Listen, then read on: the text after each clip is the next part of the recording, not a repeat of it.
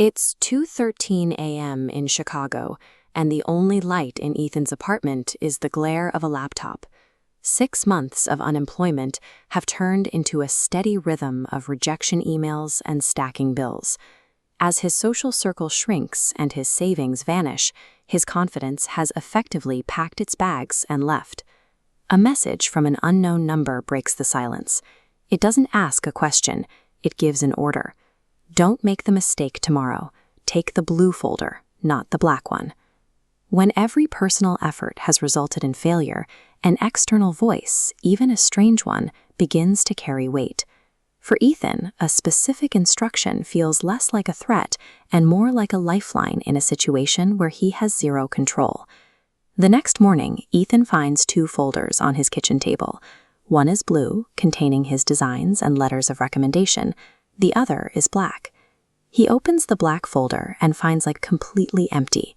If he had grabbed it in his usual morning rush, he would have walked into his interview with nothing to show. This wasn't a vague horoscope or a lucky guess about the weather. The sender knew the exact contents of 2 identical objects inside a private apartment. It forces Ethan past the idea of a simple prank to consider that the person texting him has a clear view of his immediate reality. The interview goes well, and for the first time in months, Ethan walks through downtown Chicago with a sense of momentum. That feeling is interrupted by a 3-word text, "Don't cross." Ethan steps back onto the sidewalk. Seconds later, a truck screams through the red light, barely missing pedestrians stepping into the street. As the crowd reacts in shock, Ethan is left breathless. The sender didn't just help him get a job, they just kept him from being killed in an accident he never saw coming. Surviving a near-death experience creates a powerful debt. Ethan's relationship with the phone changes. He is no longer just curious about the messages, he is now checking them for his own safety. At 2:13 a.m., the messages become more impossible. When Ethan asks who is on the other end, the reply is simple: "You, 11 months from now." To prove it, the sender points to a scar on Ethan's left arm and recounts a story about a bike accident at age 9, specifically the lie Ethan told his mother to blame the neighbor's dog. That lie was never recorded in a diary or shared with a friend. Presenting a memory only Ethan knows removes any remaining room for doubt. The paradox is no longer a theory, it's a conversation.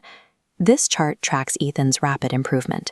He secures the job, avoids an accident, and doubles his savings. But as wealth increases, social connections drop away. Directives demand isolation, specifically cutting off his best friend, Daniel. The instructions culminate in a final, absolute rule for the date of April 17th. Under no circumstances is Ethan allowed to answer the phone. Ethan has traded his social life and his autonomy for material security. He has reached a point where he no longer makes decisions. He simply waits for the next set of instructions. On the night of April 17th, the silence in Ethan's apartment is broken at 11:48 p.m. The phone begins to ring, its screen casting a harsh light against the dark walls. He follows the order perfectly. He watches the phone ring 3 times and then stop. For a moment, he feels the weight of the last 11 months lift, believing he has finally navigated the final hurdle. A text arrives. "Good, because I answered it last time." Then a final photo loads. It shows Ethan exactly where he is sitting right now, captured from the perspective of someone standing just outside his window in the rain. The lights in the apartment cut out. In the sudden, total darkness, the phone begins to ring a second time. Every helpful text over the last year was a tactical move. By following the voice of his future, Ethan wasn't escaping a bad ending. He was systematically removing every person and every choice that could have prevented him from walking directly